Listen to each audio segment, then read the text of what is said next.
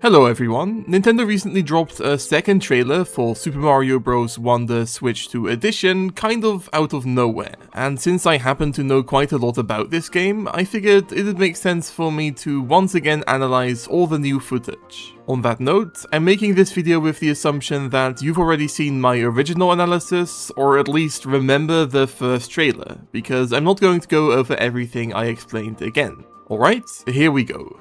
The trailer starts with a shorter version of the reveal of the game's hilariously long name that the first trailer also started with, which makes me wonder if this will be something that we'll actually get to see in-game. It would be cool if this took the place of the game's title screen, though honestly I doubt it. The voiceover specifically says the game adds more multiplayer fun, which is interesting because although multiplayer is definitely a major component of what is shown throughout this trailer, both the Toad Brigade minigames and Koopaling Campaign can also be played in single player.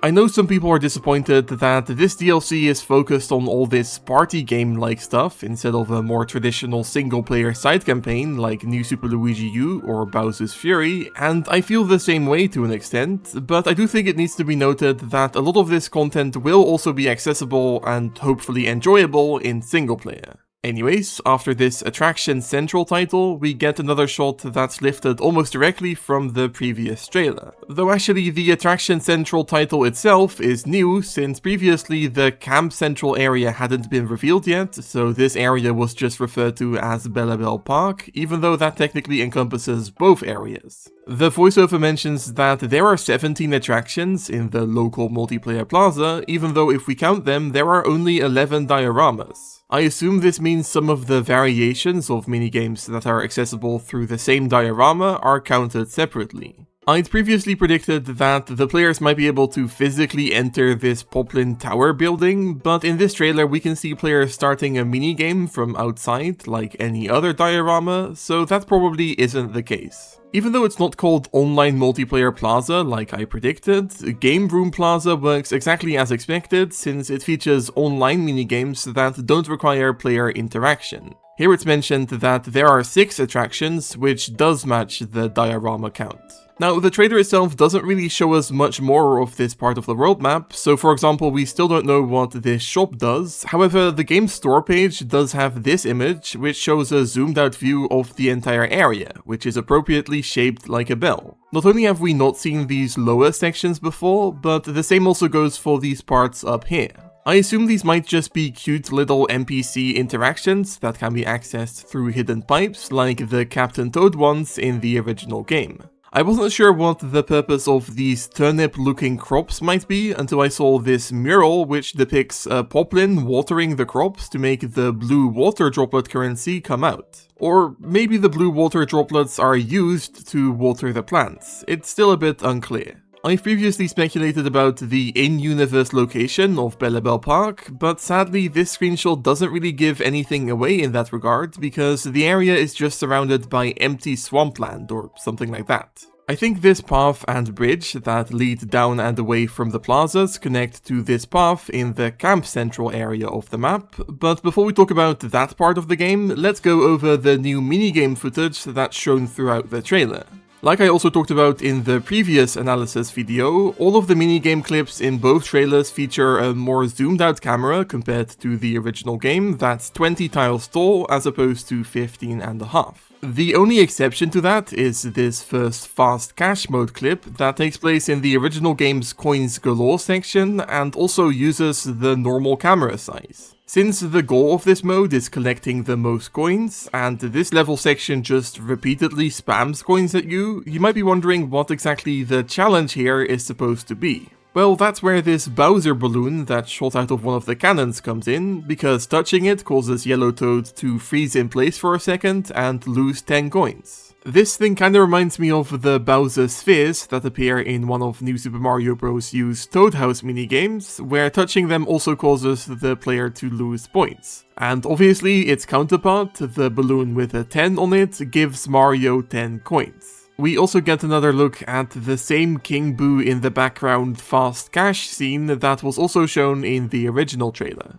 At first I thought the gimmick here was being able to wake up King Boo by popping his bubble, which causes him to do this cobweb attack, but as commenters on the previous video pointed out, this seems to be more of a red light, green light type of game, where King Boo will just periodically wake up regardless of player interaction and cause whoever isn't standing still to lose some coins. This also explains why touching him doesn't damage the players, since he's actually in the background and not interactive whatsoever. With the coins galore scene, we've now seen every course that's shown as a part of the fast cash mode diorama on the world map, though I assume there have to be more than 3 levels for an entire mode. This next clip clearly shows a variation of the knock 'em back mode, since it features the same kill counter and also these lightning rods, which are a part of the mode's world map diorama. The way this game works is that each player has their own lightning rod that presumably doesn't damage them but does instantly kill the other players. You can kick another rod into place at any time, but doing so does get rid of your original one, so there's only one active lightning rod per player. This box with a flower pattern can also be seen in the original trailer, though this icy blue variation is new. And these semi-solids are also pretty cool because they're actually an unused asset from the original game. Towards the end of the clip, a 1-up in a bubble floats into frame, which is also a combo that we didn't see in the original game. Next up is a clip in the Build Away mode that features another one of those bouncy triangular flower platforms, which we'll be seeing a lot more of throughout the trailer. There's something extremely subtle here that I think is sort of noteworthy, which is the placement of these decorative rocks on this background wall. Those assets are only ever placed on top of solid terrain in the original game, so I think it's interesting that that wasn't stuck to in this DLC. This could suggest that these levels were made by a different team of developers to the ones that worked on the original game, though that might be a stretch. Right at the end of the clip, we can just barely see a stack of wooden boxes on the right here. That means the players are likely supposed to build a donut block bridge to allow the spike ball from this spike to destroy those boxes, which is a pretty cool idea. I suppose that means this spike is either invincible or respawns after it's killed, otherwise it would be super easy for the players to get stuck. We get a look at a Bob-omb relay segment in this part that explains how the game's game share works. It's weird how, despite having quite a bit of footage of this mode at this point, we've still never actually seen this timer go down at all. I assume that happens when the Bob-omb touches the floor, though we really can't be sure for now. This section takes place in the level Hot Hot Hot, though these blocks here are new. We can see somewhat similar blocks in other parts of the trailer, and I assume they're there to make sections that might be hard to reach in a chaotic minigame scenario more accessible. We've seen this level segment that's a part of the pumped up 1, 2, 3 jump minigame before, so you'd think there'd be nothing to talk about here, but something I noticed is that whereas the segment in the original trailer features a bloom launcher down on the left, in the new trailer it has been replaced by a Bob-omb launcher. Or at least I assume that's what this shoots, since a Bob-omb was clearly kicked back towards it right before the start of the footage. We have no way of knowing whether that means there are multiple variations of this same level, or if the level was actually changed in the past few months of development, but it's interesting either way. The game's store page features a screenshot of another level that's a part of this minigame in a deep magma bog looking area, but there really isn't anything noteworthy here. During the trailer's Rosalina segment, we get a look at the Baby Yoshi fruit eating minigame. This is a part of the level Roller Cooper Derby, but this tree and this bush are new, not to mention all the Yoshi fruits, some of which is spawned by Wonderbuds. Towards the end of the trailer, this clip actually gives us our first look at the Get Gobbling Yoshi Buffet minigame, which seems very similar to the Baby Yoshi mode. This is a part of the level Armads on the Roll, though obviously the Yoshi Fruit Goombas and Lakitus were added.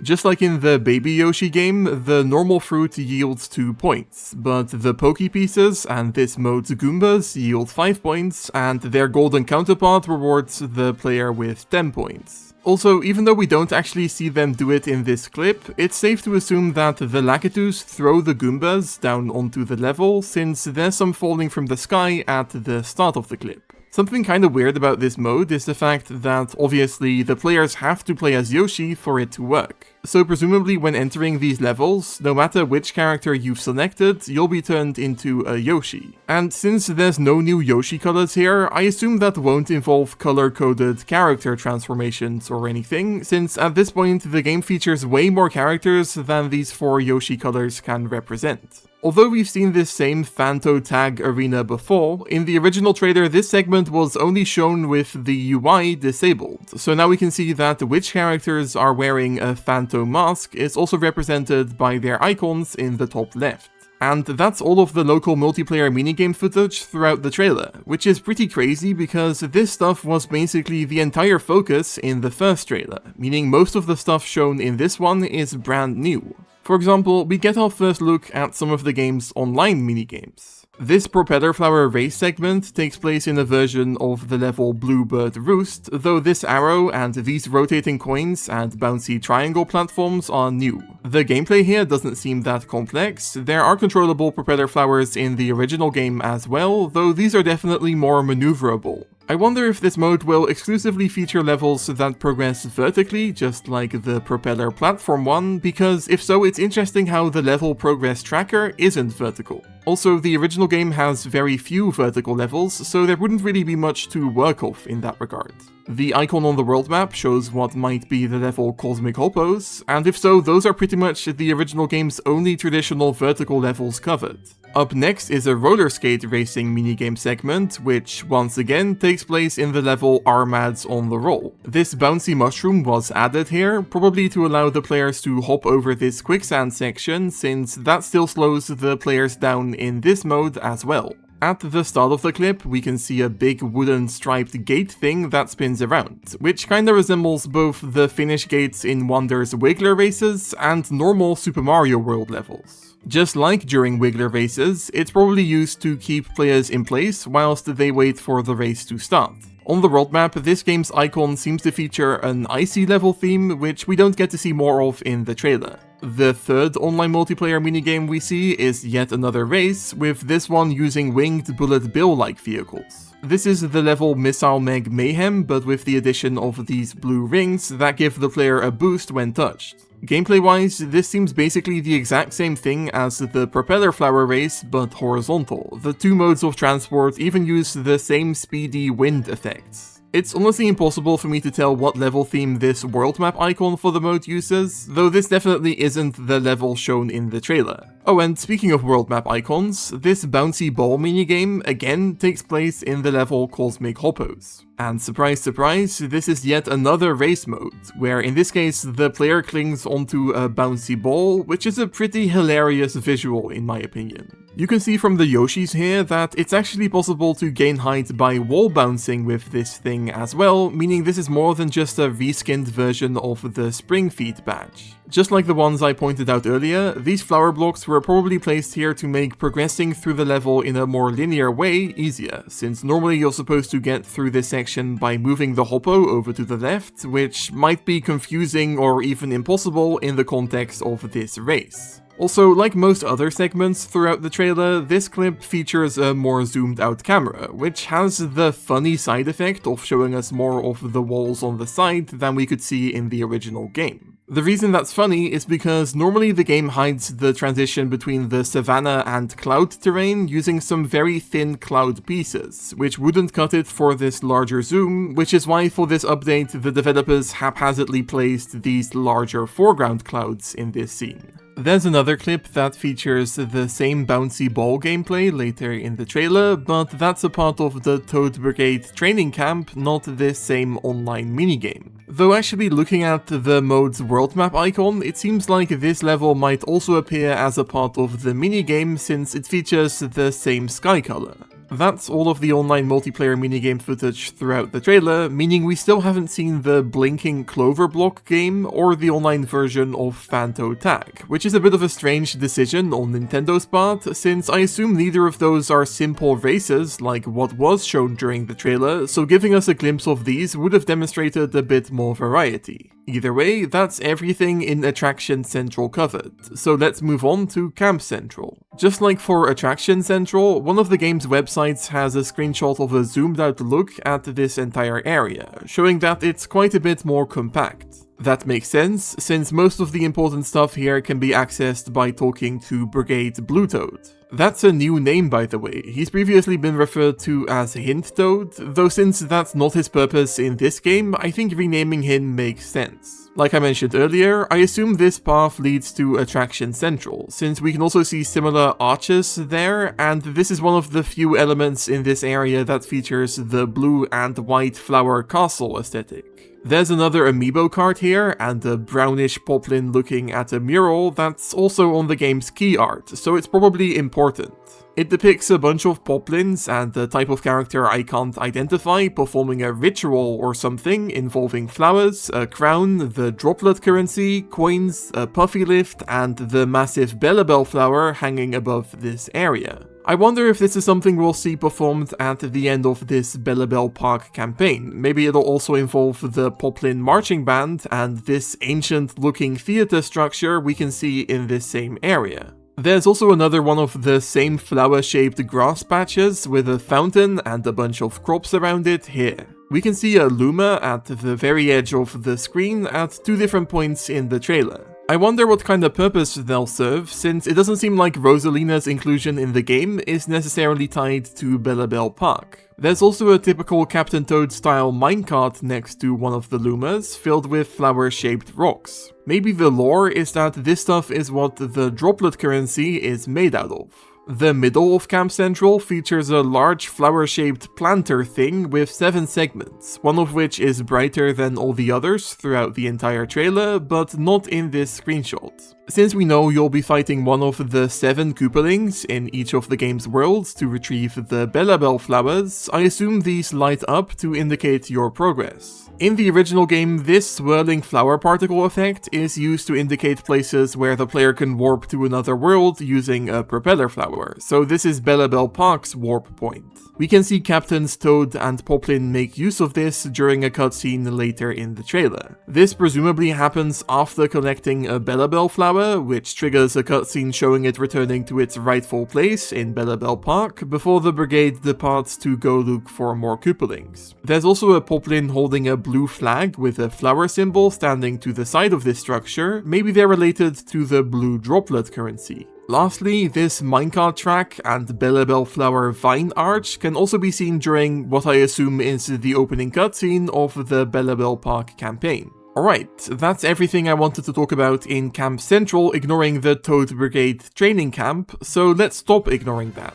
We saw Mario talking to this guy in the first trailer, but now we actually know what doing this achieves, since it allows you to access a bunch more minigames basically. What separates these from the Attraction Central minigames is that these are specific challenges that need to be cleared, meaning they can also be played in single player. It's basically identical to New Super Mario Bros. U's challenge mode. There are challenges here where you have to collect coins, defeat enemies, or clear the course within a certain amount of time, and also a mode where you have to repeatedly touch an invincibility star whilst running through a course. There's also extra training, though we have no idea what that entails. It's nearly impossible to read, but this here says courses cleared, which is currently 0. Clearing courses is what unlocks these patches, as is indicated by these numbers, and this one is unlocked when the player clears 2 courses. There's also an option to presumably have the game recommend you challenges to play, which is unique. This icon seems to be a difficulty indicator, since we can see multiple alongside some levels, and obviously this indicates how many droplets the player is rewarded with for beating the challenge. We can see the levels Welcome to the Flower Kingdom, Here Come the Hoppos, Piranha Plants on Parade, and Welcome to the Flower Kingdom again. The Piranha Plants on Parade time trial comes with the Jet Run badge, which should definitely make things more interesting. During a later clip, we get to see the level list for the Enemy Defeat challenge. Scramskedaddlus indicates that it comes with the Elephant form, and again, the Jet Run badge, and this is also the level with a higher difficulty rating. for Angry Spikes and Sinking Pipes, Taili's Toxic Pond, and KO Arena Fluff Puff Kerfuff, it's indicated that they can only be played once they've been beaten in the main campaign, which makes sense. I did some rough calculations given how far this bar moves down for each level in the column, which suggests that there are currently around 10 levels in the list, though I assume there are more to be unlocked.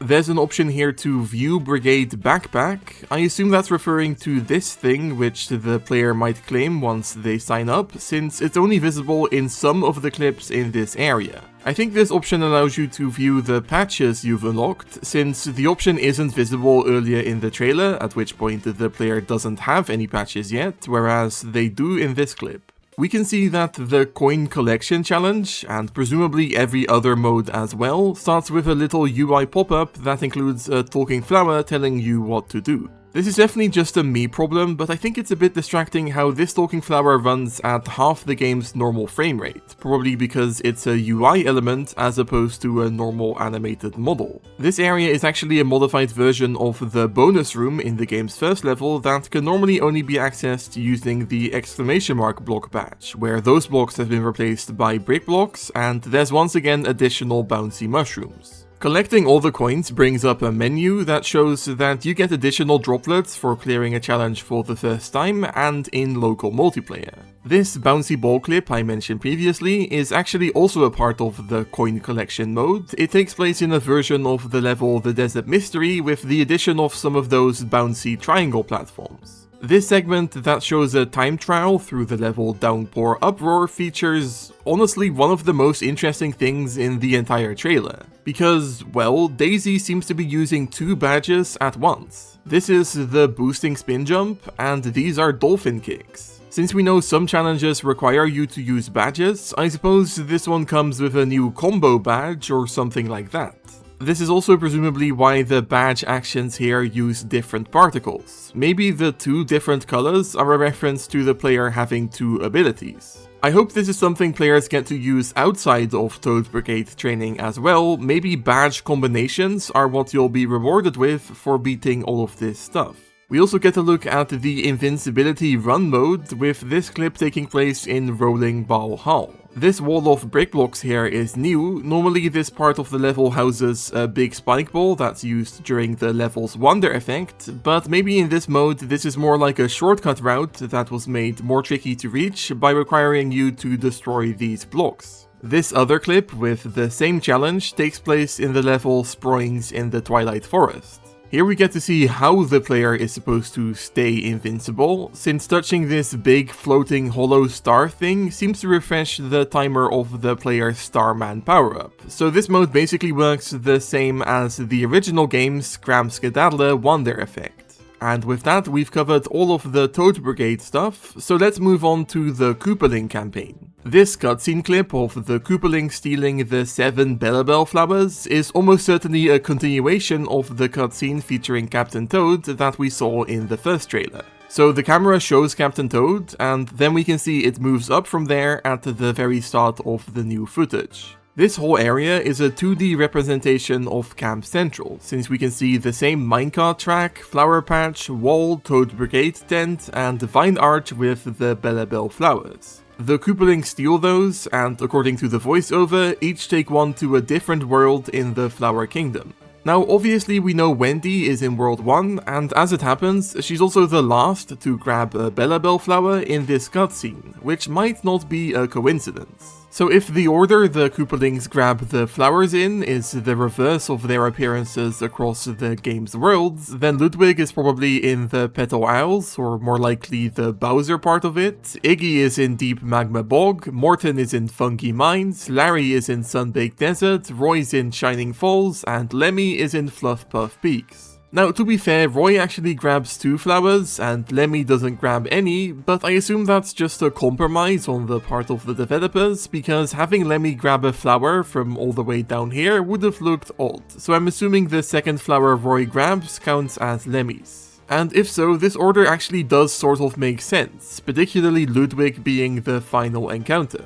On the other hand, it could also be argued that since the flowers are roughly grabbed in the order of the Koopaling's placement in the clown car, and this placement matches their positioning in New Super Mario Bros. 2, maybe none of this means anything, and Wendy being the first boss and the last to grab a flower is just a coincidence. Anyways, we saw a part of a similar clip to this in the first trailer, but the additional second or two at the start give us a glimpse of something really curious, because that's the Koopaling clown car. The villain's vehicle crashing is a pretty normal occurrence in Mario games, but usually only after they've been defeated, and yet this clip clearly takes place before the Koopalings have been dealt with.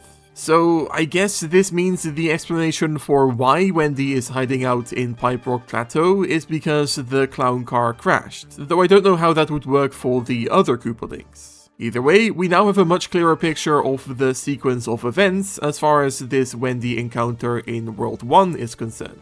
Talking to Captain Toad at his tent triggers this messenger bird cutscene where it's explained that Captain Poplin has spotted Wendy, and you presumably enter this same level to actually play this remixed version of Piranha Plants on Parade. We get to see two different parts of the same Wendy cutscene we saw in the first trailer, meaning that stitched together, they make up a more continuous whole. The players walk in, then Captains Toad and Poplin follow, then Wendy reacts and transforms into this monstrosity. Wendy has been associated with Cheep Cheeps in New Super Mario Bros. Wii and 2, and fighting a big fish isn't new to 2D Mario either, but this is still a hilariously cursed design in my opinion. That also means the other Koopaling Wonder effects might stick closely to their traditional gimmicks, so like maybe Iggy will turn into a chain chomp. Just like Bowser Jr.'s transformation in the original game, Wendy seems to trigger a Wonder effect state, since the background changes colors as a part of her transformation animation, and in this state we can see the typical Wonder effect indicators of pink question mark blocks and the wobbly corner effect. This is a later part of Piranha Plants on Parade, though all the coins are missing. Still, we do know it's possible to get coins in this area, since this later clip seems to be of the same recording, and yet the players got some additional normal and flower coins in between. These smoke clouds look like the ones that appear in the original game, but this liquidy smoke effect at the bottom of the screen is new. I wonder if that will work like any other death liquid and instantly kill the player, or if it's just a decorative element. Anyways, the main event of this clip is obviously the Wendy Cheep Cheep abomination swimming out of a portal. In case it wasn't obvious, these portals resemble her bracelets, which she's used as a part of her boss fights before. As opposed to some of the other remix levels we've seen throughout this trailer, this one doesn't use auto-scroll. So with how slowly Wendy comes out of this portal, I wonder how effective and interesting these attacks throughout the level will actually be. Either way, these same attacks are also carried through into what seems to be the proper boss fight portion of this level.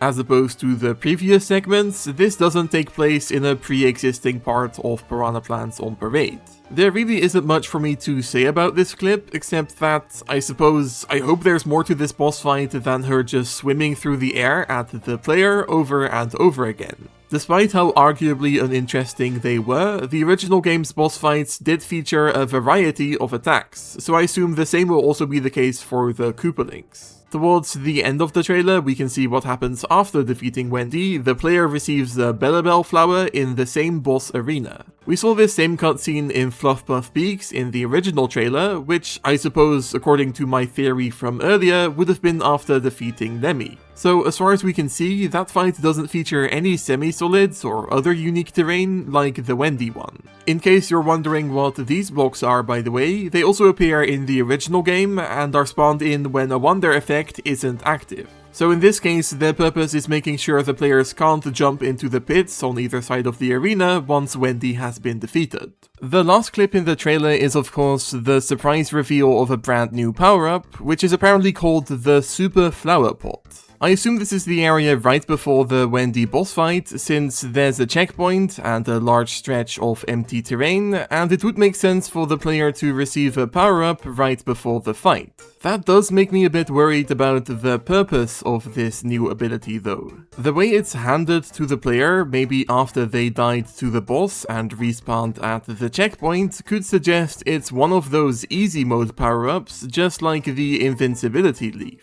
If so, it would be pretty lame to make a pretty big deal out of a power-up like this by revealing it at the end of the trailer, just like the elephant fruit for example, but then again, that wouldn't be the first time Nintendo's tried to sell an easy mode as some kind of cool new feature. Still, I really want to hope that the developers didn't feel the need to add another accessibility feature to the game when, including the new stuff, the game already features like 4 different types of easy modes. So let's hope I'm just being overly pessimistic, and this will actually be a fully fledged ability that's usable in a variety of circumstances. Though whatever it does, I can't imagine it's some kind of revolutionary power-up that will be useful throughout the game, because if so, surely they would have put it on the box art. Anyways, it's cool how, because Mario ends up basically turning into a flower, the power-up's transformation animation involves him sprouting from the pot like a flower. All of the game's other power-ups also have an animation like this, and the pose the player strikes at the end generally highlights the power-up's main ability. So that could mean the Super Flower Pot gives the player an ability that involves their leaf-shaped arms. Maybe Wonder will finally have its own version of a flying power-up. Though this could also just be to highlight the fact that the player can summon this rosebud platform by swinging their arms. I don't know. What purpose that action could serve is hard to say, honestly. At first I assumed it might be a cloud flower situation, so the Super Flower Pot allows you to spawn floating flower platforms that you can stand on. However, not only would that be a bit too similar to the bubble flower in my opinion, but that also doesn't really make sense with how quickly we see the flower fly into the air in this footage. Even if it were to stop and hover in place at a point that's just barely off screen from here, it would be impossible for the player to reach it, assuming the power-up doesn't allow you to jump higher. Maybe this is an ability that's mainly meant to be used to fend off flying enemies that might appear above the player, and so this flower would attack those enemies in some way. That would be useful with the Wendy fight that's presumably right after this area. But then again, the flower looks quite harmless, and that would also still be very similar to the bubble flower. So my best guess is that this is a platform the players can stand on, and maybe you can control the height at which it hovers, and thus make it stop much earlier than what's demonstrated in this clip. Having additional platforms to stand on during this airborne boss fight would definitely be useful. Regardless, so long as it's not an easy mode power-up, I'll be happy. And speaking of easy modes, apart from all that stuff, the only thing we have left to cover is the Rosalina segment. As you almost certainly know, her inclusion wasn't exactly a surprise, since there's a course icon in the first trailer that spoiled it, but it's still cool to see her in action. Rosalina's presence in the game seems to be explained by her having crash-landed a star shroom in the Flower Kingdom around the same time as the other characters arrived there. Now, a bit of a question mark for me is how this cutscene's integration into the original game will work. We see Rosalina flying in to join the party at the end of the original game's opening cutscene, meaning this has to take place before that. But I can't imagine the developers deciding to make this random Rosalina footnote play before the game's introduction. That would be a pretty huge change. So my best guess is that this scene plays out either just before or just after the main Bowser Wonder Flower cutscene. Given the positioning of the background, with the Pipe Rock Mountains being off to the right and the Mushroom Kingdom to the left, geographically this is right between the Flower Kingdom castle area and this Poplin house that gets transformed during the opening cutscene. So it could be that after this scene is done, and the game would have normally shown the Poplin house getting transformed, this new scene has been spliced in with Bowser flying overhead to tie it into the ongoing cutscene. The only problem I see with that idea is that the player can presumably start the game playing as Rosalina, meaning it wouldn't make sense for this cutscene to play then. But maybe she's only unlocked after starting the game, who knows. This clip of tiny, adorable Rosalina grabbing a super mushroom mirrors the start of the original game's reveal trailer. It's going to be fun seeing her various power-up states, though we don't get to see any others throughout this trailer. A pretty fascinating choice was made for her walking animation, because that is, she doesn't have one. Rosalina just floats across the ground. She's done that in other games of course, but not in Super Mario 3D World, which is her only other appearance as a playable character in a platformer. During this co-star Luma clip and the Bellabelle flower cutscene, we can see that she has her own yellow Luma companion, who I assume becomes visible after she stands still for a while, just like Prince Florian. That might also be why Florian himself doesn't appear here, though he is present during the Bellabelle animation. As is explained in the voiceover, despite her unique animations, Rosalina plays the same as the other normal characters, so there really isn't much else for me to analyze about her. That means the only things that are left for me to discuss are co-star Luma and assist mode, though again, there isn't much for me to say. As someone who grew up playing Super Mario Galaxy 2 with my younger sisters, the co-star Luma is a really nostalgic inclusion to me, and it makes sense to add a character that can't hinder the gameplay of the main player at all really. But since that means the game now has 3 different types of easy mode characters, I'm not entirely sure what the purpose of the assist mode is. The only thing I can think of is that it allows people to play the game in the easiest way possible while still being able to use any character they like, which is something that younger people might care about quite a bit. And just because it's not something that even slightly appeals to me, doesn't mean I think it shouldn't have been included. Nintendo adding more accessibility options to their games is only ever a good thing. I'd rather they did this than make the normal gameplay experience easier. So although pretty much anyone who's likely to watch this video probably won't make use of it, that doesn't mean it makes sense to complain about the addition in my opinion. It's mildly hilarious that the game has 4 different easy modes, but considering how Nintendo is known for adding very few options to some of their games, in a way this is a step in the right direction. Anyways, with that I've covered every nitty-gritty detail in the trailer that I wanted to talk about. Overall, I'm quite happy with the content of this DLC or Switch 2 upgrade or whatever you want to call it. Sure, the local multiplayer party mode content maybe doesn't really appeal to me, but the online stuff has potential, and the Toad Brigade training and Koopaling Campaign both look really fun. I do think it's a bit interesting how it feels like there's still a lot left to be revealed. There's the Super Flower Pot power-up obviously, but we also haven't even seen a glimpse of several of the Bellabelle Park minigames, or the other level transformations and Koopaling boss fights, and we still don't know how Bellabelle Park is integrated into the original game's world. Some of that can be attributed to Nintendo not wanting to spoil things obviously, but like they've never hidden what I assume is a fully fledged power-up until a game's release before. There's a pretty good chance that there will be another Nintendo Direct before the DLC's March 26th release date, though I think a Switch 2 upgrade getting a 3rd trailer would be a bit gratuitous. So I suppose we'll get our first look at how this power-up works, and some of the other Koopaling levels in random promotional clips or preview footage that'll drop shortly before release, which might be a bit odd, but oh well. Anyways, speaking of gratuitous, I hope you enjoyed this extremely in-depth analysis. This is, once again, just like the previous analysis, the longest scripted video I've ever made, so if you appreciate my effort, maybe consider leaving a like or a comment. And if you haven't subscribed to my channel yet, be sure to do so to keep up with my continued coverage of this game and most other major Mario stuff. I also have a Discord server linked in the description, and you can sign up for a YouTube channel membership to get early access to my videos. Thank you ever so much for watching, and bye bye!